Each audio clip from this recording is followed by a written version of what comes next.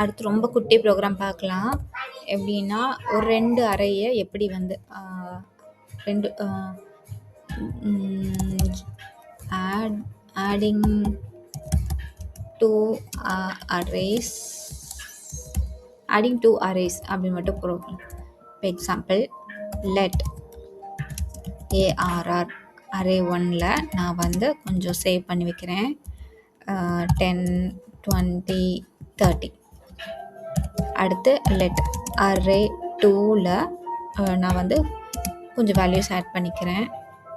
30 40 இது போதும். Next let array 3ல நமக்கு என்ன வேணும்னா அரே 1ல் இருக்கிறதும் 2ல் இருக்கிறதும் அரே 3க்கு வேணும். ரொம்ப சிம்பிள். ஸ்ப்ரெட் ஆப்ரேட்டர் போட்டு ARR 1 அரே 1 எல்லாம் இப்போ வந்து அரே 3க்குள்ள சேவ் ஆயிடுச்சு. கம்மா திரும்பி நான் வந்து எனக்கு அரே 2ல் இருக்கிறதும் இதில் வந்து ஆட் ஆகணும். அப்போது திரும்பி ஸ்ப்ரெட் ஆப்ரேட்டர் நான் போடுறேன். அரே 2 போடுறேன். ஸோ இப்போது இதுவும் உள்ளே வந்து இங்கே சேவ் ஆகிருக்கும். இந்த வேல்யூஸும் இந்த அரே 2ல் இருக்க வேல்யூஸும் வந்து இங்கே சேவ் ஆகிருக்கும்.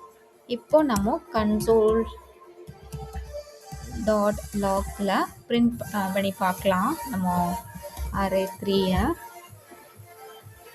எல்லாமே நம்ம அரே 1ல் இருக்கிறது 2ல் இருக்கிறது எல்லாமே வந்து இங்கே ஆட் ஆகிடுச்சு. பார்த்தீங்களா 30 வந்து நான் இங்கேயும் போட்டிருக்கிறேன், இங்கேயும் போட்டிருக்கேன். அதனால் வந்து இப்படி நமக்கு வந்து பிரிண்ட் ஆகிருக்கு.